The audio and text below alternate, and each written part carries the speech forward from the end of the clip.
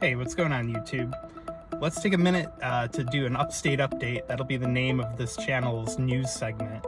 And T-Mobile today announced new Go 5G and Go 5G Plus plans.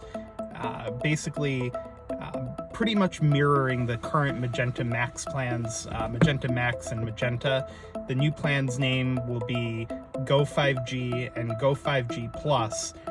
Go 5G gives you 100 gigs of priority data. Go 5G Plus, just like Magenta Max, gives you unlimited priority data. Taxes and fees are still included, which is kind of a shocker. A lot of people in subreddits and other vlogging sites online or blogging sites online were expecting taxes and fees included to kind of go away with this iteration of plans. So it's kind of interesting. One slightly negative aspect that did change those, the rate plans went up about $5 each. So the Go 5G now starts at $75 for a single line. On the upside, they are still going to keep the Magenta plans around.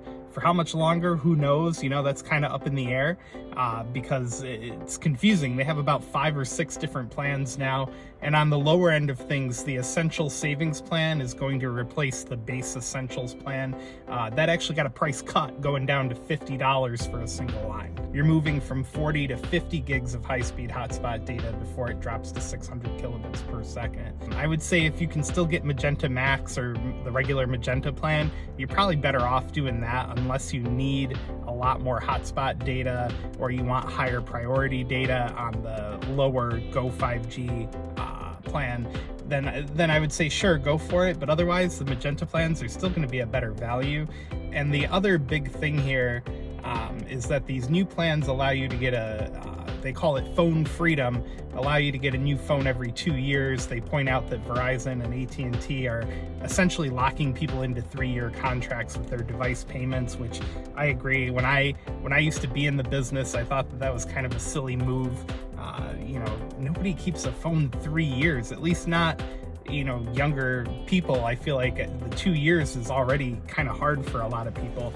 I know by the end of year 1 on my phones, the battery life starts to kind of suck. So, but I'm kind of a special case, clearly. Every 2 years, you're going to get the same deals that existing customers get on a phone. So, you know, credits and bill credits and things like that, trade-in promos. So there you go. Now let's run some speed tests.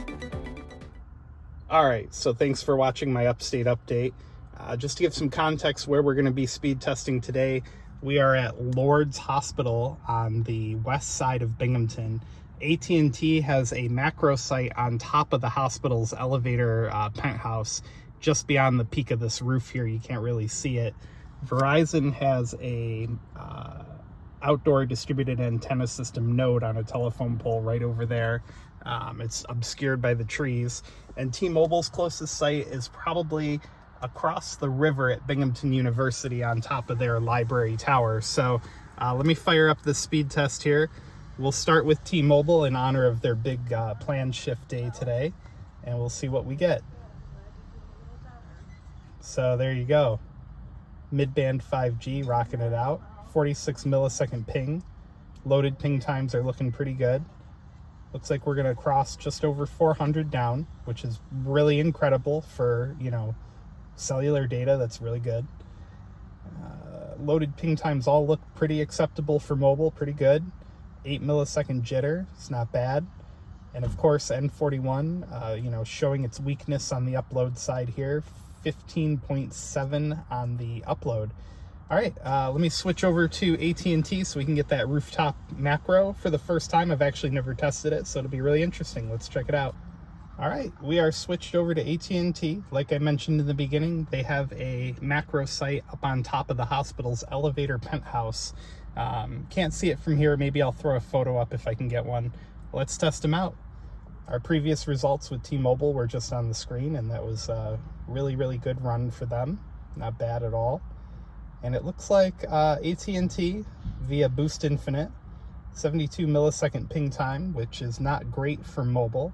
Or not great, but can be chalked up to it being on a reseller, Boost Infinite. So 90.8 down, extremely usable for low band 5G, no complaints there. 56.6 on the upload, which is great. Let's run it one more time, just to be fair. All right, so about the same ping time.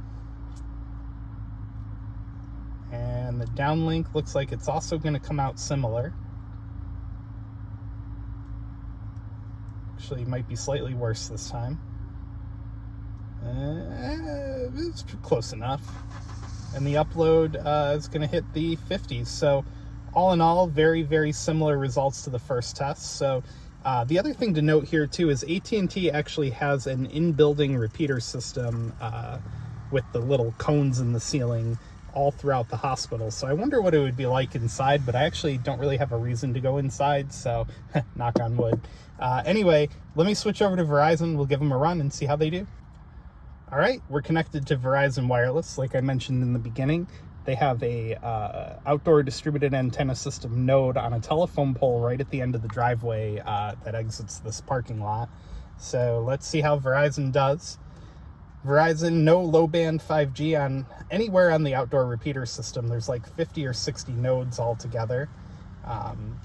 My daughter was actually born here at this hospital, and there is excellent coverage inside the building from the outdoor distributed antenna system, but the speeds are nothing spectacular. Looks like we're going to get about 46.3 on the down.